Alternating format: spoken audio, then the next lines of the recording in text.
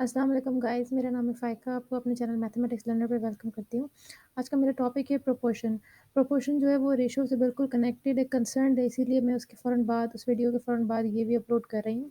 अगर आपको रेशो के बारे में मालूमात हासिल करनी है तो वो मेरी पिछली वीडियो देख लीजिएगा। खैर प्रोपोर्शन जो है वो रेशो से किस तरह से कंसर्न्ड है ये देख लीजिए। 2 equivalent ratios form a proportion, यानी कि अगर कोई भी 2 इक्विवेलेंट रेशियो की हम बात करते हैं तो वो एक प्रोपोर्शन कहलाता है। अब इक्विवेलेंट रेशियो क्या होते हैं? अगर 3:4 है तो उसका इक्विवेलेंट रेशियो 6:8 है। किस तरह से कि अगर आप 6:8 को सिम्प्लीफाई करना चाहेंगे तो आंसर आएगा 3:4। इसी तरीके से कोई भी ऐसा नंबर जिसको आप जो है वो अगर सिम्प्लीफाई करके बिल्कुल सिम्प्लीफाई करेंगे और आखिर में आपका रिज़ल्ट 3:4 आएगा तो हम कहेंगे कि वो जो रेशियो है वो इस वाले रेशियो से प्रोपोर्शन है। ये देख लीजिए 3:4 इक्वल 6:8, यानी कि 4 के अंदर जितना हिस्सा 3 का है उतना ही हिस्सा 8 के अंदर 6 का है। तो ये इनका जो रेशियो है वो सेम है, इक्वल है, इसीलिए हम इसको प्रोपोर्शन कहते हैं। तो अब ये देख लीजिए, ये एक 2 रेशियो हम इस तरीके से जो है कंपेयर इस तरह भी करा सकते हैं। जैसे कि ये 2:7 इक्वल्स टू 6:21 लिखा हुआ है हमने। ये आप देख लीजिए ये किस हिसाब से लिखा है। 6:21 को अगर मैं सिम्प्लीफाई करूँगी तो ये 3 के टेबल में 6 2 टाइम्स आता है। ये देख लीजिए 2 आ गया और 21 जो है वो 7 टाइम्स आता है। तो हम कहेंगे 2:7 जो है वो 6:21 के इक्वल है। तो जनाब ये देख लीजिए कि ये 2 रेशियोज़ अगर बराबर हैं तो हम कहेंगे कि ये दोनों एक दूसरे के प्रोपोर्शन है। तो ये जो इक्वल की साइन है इसकी जगह आप ये डबल डॉट्स लगा सकते हैं। ये रेशो की डबल रेशो की साइन लगा सकते हैं। तो ये और ये इन दोनों एक्सप्रेशंस में कोई भी फ़र्क नहीं। अब आप देख लीजिए कि जब भी हम इस तरीके की कंपैरिज़न करते हैं तो ये जो बीच के 2 नंबर्स हैं यानी कि 7 और 6 इनको हम मीन कहते हैं और ये जो बाहर के 2 नंबर हैं इसको हम एक्सट्रीम्स कहते हैं। ये आपके लिए समझना क्यों ज़रूरी है? क्योंकि बहुत सारे प्रॉब्लम्स में हर चीज़ डिफ़ाइन नहीं होती, सिर्फ़ यही बता दिया जाता है कि मीन्स का प्रोडक्ट ये है और एक्सट्रीम्स का प्रोडक्ट ये है। तो इसलिए ये जो है आपको समझ में आना चाहिए इस तरह से। अच्छा, इस एक और बात मैं आपको बता दूँ कि हमेशा एक बात याद रखिए कि जो मीन्स का प्रोडक्ट होता है ना, वो एक्सट्रीम्स के प्रोडक्ट के बराबर होना चाहिए, तभी हम कहेंगे कि ये जो है वो प्रोपोर्शन है। किस तरीके से हम आगे समझते हैं, ये देख लीजिए, मैंने एक एग्ज़ाम्पल दी है, जैसे कि यही यही रेशो है, इसको मैंने इस रेशो को हम फ्रैक्शन के फॉर्म में भी लिख सकते हैं ना, मैंने आपको बताया था। जैसे 2:7 है, इसको मैंने 2/7 लिख दिया और इसकी जगह हमने इक्वल की साइन लगा दी। 6/21 को हमने 6/21 लगा दिया। अब आपको इसको क्रॉस मल्टीप्लाई करना है। क्रॉस मल्टीप्लाई करने से का क्या मतलब है कि 2 को 21 से मल्टीप्लाई करना पड़ेगा और 6 को क्रॉस में उसके 7 है, उसको 7 से मल्टीप्लाई करना पड़ेगा। आप देख लीजिए 21 मल्टीप्लाई बाय 2 भी 42 होता है और 6 7 ज़ा भी 42 होता है। तो कोई भी अगर आपको मालूम करना पड़े कि कोई भी 2 रेशियोज़ एक दूसरे के प्रोपोर्शन है या नहीं, तो सिंपली आपको क्या करना है, उनके मीन्स का और एक्सट्रीम्स का प्रोडक्ट करेंगे और वो सेम होने चाहिए। अगर वो सेम है तो हम कहेंगे कि ये दोनों रेशियोज़ आपस में एक दूसरे के प्रोपोर्शंस हैं। ये देख लीजिए गाइस, मैंने कुछ और भी एग्ज़ाम्पल दिए।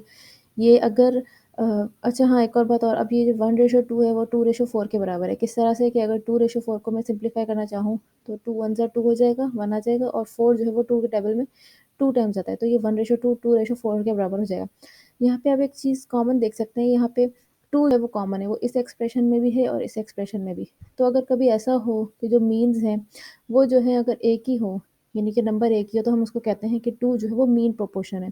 ये आपको समझना इसलिए ज़रूरी है क्योंकि कुछ प्रॉब्लम्स में लिखा हुआ होता है कि मीन प्रोपोर्शन इसका 2 है या 3 है, तो उसका मतलब इसमें कन्फ्यूज़ होने की बात नहीं होती। इसका मतलब है कि उनके जो मीन्स हैं वो सेम हैं। यानी कि ये जो एक्सट्रीम्स हैं ये तो 1 और 4 है, लेकिन मीन जो है वो 2 और 2 है। तो इसीलिए इसको हम कॉमन में ये कॉमनली क्या कहेंगे कि ये मीन प्रोपोर्शन है। तो इसी तरीके से जो है ना, ये आपको ये जो मैंने आपको बताया प्रोडक्ट ऑफ एक्सट्रीम्स, यानी इन दोनों का प्रोडक्ट 1 और 4 का प्रोडक्ट इस must be equal to product of means, यानी 2 multiply by 2। Product of extremes का प्रोडक्ट जो है वो हमेशा मीन्स के प्रोडक्ट के बराबर होना चाहिए। ये एक्सप्रेशन या ये फॉर्मूला आपके लिए ज़रूरी है इसलिए याद करना, क्योंकि बहुत सारी प्रॉब्लम्स में सिर्फ इसी से सॉल्व कर कर सकते हैं हम। अगर हमें कोई मिसिंग प्रोपोर्शन दिया जाए तो वो हम इस फॉर्मूले में लगा कर सॉल्व कर सकते हैं। वो किस तरह करेंगे हम, वो मैं आगे आपको बताती हूँ। सबसे पहले तो हमें आइडेंटिफ़ाई करना है, जैसे कि ये 2 इन्होंने जो एग्ज़ाम्पल्स दिए 2:3 बराबर है 10:15 के, तो बताएँ कि मीन्स क्या है? सिंपली है, मीन्स जो है वो अंदर के जो दोनों नंबर्स होते हैं यानी 3 और 10 हैं और एक्सट्रीम बाहर के दोनों नंबर्स यानी 2 और 15 हैं। इसी तरीके से 5:1 और 10:2 है, तो यहाँ देख लीजिए अंदर की जो वैल्यूज़ हैं वो 1 और 10 है वो मीन्स हो गई और बाहर की वैल्यूज़ 5 और 2 हैं तो वो एक्सट्रीम्स हो गई। सिमिलरली गाइज़ यहाँ पे देख लीजिए कि यहाँ पे हमें जो है वो डिसाइड करना है कि ये जो 2 रेशियोज़ हैं 2, 3, 4 और 6, 2:3 और 4:6, ये आपस में एक-दूसरे के प्रोपोर्शन है या नहीं। तो ये मैंने आपको बताया था कि जो प्रोडक्ट मीन्स का जो प्रोडक्ट है, वो एक्सट्रीम्स के प्रोडक्ट के बराबर होना चाहिए। यहाँ पे देख लीजिए मीन्स हमारे पास 3 और 4 है, जिनका प्रोडक्ट 12 आ रहा है और हमारे पास एक्सट्रीम्स क्या है 2 और 6, उनका प्रोडक्ट भी 12 है। तो हम देख सकते हैं यहाँ पे प्रोडक्ट ऑफ मीन्स और प्रोडक्ट ऑफ एक्सट्रीम्स एक जैसा है यानी कि 12 है।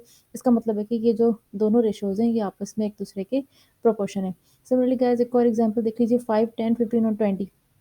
इसमें भी करना यही है कि मीन्स का रेशो लेना है, मीन्स का प्रोडक्ट लेना है जो कि 10 और 15 बनता है और उसका मल्टीप्लाई करके 150 आंसर आता है। सिमिलरली एक्सट्रीम्स को मल्टीप्लाई करेंगे यानी 20 और 5 को आंसर आएगा 100। आप देख सकते हैं कि 100 जो है वो 150 के बराबर नहीं है। इसका मतलब अगर ये दोनों प्रोडक्ट एक-दूसरे के बराबर नहीं है तो ज़रूरी है कि ये दोनों रेशोज़ एक-दूसरे के प्रोपोर्शन नहीं है। तो बस ये सिंपल सा आपको एक फ़ॉर्मूला याद करना है। इसके ज़रिए हम पता भी लगा सकते हैं कि कौन से रेशोज़ एक-दूसरे के इक्विवेलेंट हैं और ये भी पता चल जाएगा कि अगर कोई अननोन होगा जैसे कि मैं आके आपको एग्ज़ाम्पल दे रही हूँ। ये देख लीजिए, यहाँ पे मैंने एक एग्ज़ाम्पल दी है, इन्होंने कहा है कि ये 2 रेशो अगर एक-दूसरे के प्रोपोर्शनल हैं, तो आप पता लगाएँ कि ये जो x है वो किसके बराबर है। तो हमें सिंपल सा फ़ॉर्मूला पता है कि जो प्रोडक्ट ऑफ एक्सट्रीम्स होते हैं, यानी कि 33 मल्टीप्लाई बाय 27 उसको ज़रूरी है कि प्रोडक्ट ऑफ मीन्स के बराबर हो। प्रोडक्ट ऑफ मीन्स क्या है? यहाँ पे हमने x लिखा है क्योंकि क्वेश्चन में x दिया हुआ है। x का मतलब है कि अननोन। तो आपको यहाँ पे 3 मल्टीप्लाई बाय x कर देना है और 3 जो है क्योंकि यहाँ पे मल्टीप्लाई हो रहा है जो भी चीज़ एक तरफ इक्वल साइन के दूसरी तरफ जो भी चीज़ मल्टीप्लाई होती है, जो भी नंबर उसको दूसरी तरफ जाके डिवाइड करना पड़ता है। यहाँ पे ये 3 से x मल्टीप्लाई हो रहा है इसीलिए हमने यहाँ पे डिवाइड कर दिया है। यहाँ पे आप सिम्प्लिफिकेशन करेंगे 3 के टेबल से इसको कट करेंगे और 33 मल्टीप्लाई बाय 9 करेंगे आंसर आएगा 297। तो गाइस देख लीजिए कि हमने इस फॉर्मूले के ज़रिए बहुत आसानी से अपना अननोन फाइंड कर लिया। इस तरीके से यहाँ पर देख लीजिए ये जो है यहाँ पे y अननोन है। सब कुछ सिमिलरली वही करना है हमें एक्सट्रीम्स और मीन्स की मल्टीप्लिकेशन करनी है। एक तरफ 6 मल्टीप्लाई बाय 6 आएगा, एक तरफ 9 मल्टीप्लाई बाय y आएगा। इसको सिम्प्लीफाई करना है, 3 के टेबल से कट करना है और आखिर में आंसर आपके पास आ जाएगा 4। तो इस फॉर्मूले से हम बआसानी अननोन्स की जो वैल्यू है वो फाइंड कर सकते हैं। ये देख लीजिए गाइस ये कुछ और एग्ज़ाम्पल मैंने दी हैं। इसमें भी जो है ना अच्छा यहाँ पे देख लीजिए क्या लिखा है find the mean proportional of 4 and 9। Mean proportion इन्होंने कहा है इसका मतलब ये है कि मीन जो है वो दोनों तरफ एक ही होगा। मीन का मैंने आपको बताया था, मीन प्रोपोर्शन कहीं लिखा हो उसका मतलब होता है कि वो दोनों वैल्यूज़ एक-दूसरे के बराबर होंगी। तो इसीलिए हमें यहाँ पे 2 अननोन्स लेने की ज़रूरत नहीं है। एक्स और वाई अलग-अलग नहीं लेंगे, सिर्फ़ एक्स ही लेंगे। यहाँ पे भी एक्स और यहाँ पे भी। अब इनका प्रोडक्ट कर लेंगे, एक तरफ एक्स स्क्वायर आ जाएगा और दूसरी तरफ 36 और किसका स्क्वायर 36 तो आंसर आएगा 6। सिमिलर गाइस ये देख लीजिए फोर्थ प्रोपोर्शनल फाइंड करना है। फोर्थ प्रोपोर्शनल यहाँ पर होता है, ये फर्स्ट प्रोपोर्शनल होता है, ये सेकंड, ये थर्ड और ये फोर्थ। आपको उसकी सेटिंग उसी हिसाब से करनी है जो कि हमारा फॉर्मूला है। 5 को 8 से मल्टीप्लाई करना है, 2 को x से, आंसर आ गया 20। ठीक है गाइस, ये डायरेक्ट और इनडायरेक्ट प्रोपोर्शन मैं आपको बताती हूँ क्या होता है। प्रोपोर्शन में ये भी चीज़ बहुत इंपॉर्टेंट होती है कि ज़रूरी नहीं है कि हर चीज़ एक दूसरे के जो है वो हिसाब से बढ़े। जैसे ये देख लीजिए, अगर मेरे पास 4 पेंसिल्स हैं तो उनकी कॉस्ट 20 है। अगर 3 पेंसिल्स होंगी तो उनकी कॉस्ट ऑफ कोर्स कम हो जाएगी। या आप इस तरह समझ लीजिए, अगर मेरे पास 1 पेंसिल है वो ₹5 की है और 2 पेंसिल्स होंगी तो ज़ाहिर है वो ₹10 की होंगी। यानी कि जैसे-जैसे मेरी क्वांटिटी ऑफ पेंसिल्स बढ़ रही हैं उसी तरह से मेरी कॉस्ट इंक्रीज़ हो रही है। तो ऐसी सूरत में हम कहेंगे कि ये हमारे पास डायरेक्ट प्रोपोर्शन की एग्जांपल है। यानी कि जिस तरीके से एक क्वांटिटी इंक्रीज़ हो रही है तो दूसरी क्वांटिटी भी उसी तरह इंक्रीज़ होती जा रही है। ये एग्जांपल डायरेक्ट प्रोपोर्शन की है। यहाँ पे मैंने कुछ एग्जांपल्स दिए हैं जैसे कि अगर ज़्यादा कंस्ट्रक्शन होगी यानी कि हमें ज़्यादा बड़ा घर बनाना है तो हमें ज़्यादा मटेरियल की ज़रूरत होगी। अगर हमारे पास कम मनी है तो हम कम शॉपिंग कर सकेंगे। ये डायरेक्ट प्रोपोर्शन है। अगर ज़्यादा स्टूडेंट्स होंगे तो ज़ाहिर है उनके लिए आपको ज़्यादा टीचर्स रिक्वायर्ड होंगी। अगर आपके पास कम वर्कर्स हैं तो आपका काम भी कम होगा। ये सारी एग्जांपल्स डायरेक्ट प्रोपोर्शन की हैं। सिमिलरली गाइस इनवर्स प्रोपोर्शन क्या होता है कि जैसे एक एग्जांपल देख लीजिए कि अगर हमारे पास 2 पर्सन है, 2 लोग हैं, तो वो 40 घंटों में एक काम मुकम्मल करेंगे। अगर यही हम वर्कफ़ोर्स को बढ़ा देते हैं यानी कि 2 की जगह आप 4 लोग ले लेते हैं, तो हमारा वही काम आधे टाइम में हो जाएगा क्योंकि हमने वर्कफ़ोर्स डबल किए तो हमारा टाइम आधा हो गया है। अब 20 घंटे लगेंगे। इस तरीके से अगर हमारे पास हम और भी ट्रिपल कर लेते हैं, यानी कि हमने देख लीजिए 4 टाइम्स बढ़ा दिए हमारी वर्कफ़ोर्स को, तो हमारा जो टाइम है वो 4 टाइम्स कम हो गया। ऐसी कंडीशन में हम इस प्रोपोर्शन को हम कहेंगे कि ये एक इनवर्स प्रोपोर्शन है। यानी जैसे-जैसे हमारे पास वर्कफ़ोर्स बढ़ रही है, हमारा टाइम कम होता चला जा रहा है।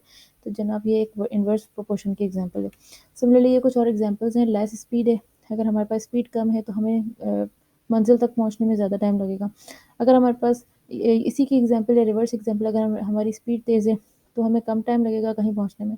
अगर हमारे पास टाइम ज़्यादा है सॉरी हमें टाइम ज़्यादा लगेगा अगर हमारे पास कम वर्कर्स हैं तो। इसी तरीके से अगर हमारे पास कम है टाइम और अगर ज़्यादा जो है वो काम ज़्यादा है लेकिन टाइम कम है तो हमें ज़्यादा वर्कर्स की ज़रूरत होगी। तो ये जो है वो कुछ इनवर्स और डायरेक्ट प्रोपोर्शंस के एग्जांपल्स हैं। लेकिन इंशाल्लाह मैं आपको अपनी नेक्स्ट वीडियो में इससे रिलेटेड बहुत सारी प्रॉब्लम्स भी बताऊँगी। अब तक के लिए इतना काफ़ी है। इंशाल्लाह नेक्स्ट वीडियो में मिलते हैं। अल्लाह हाफ़िज़।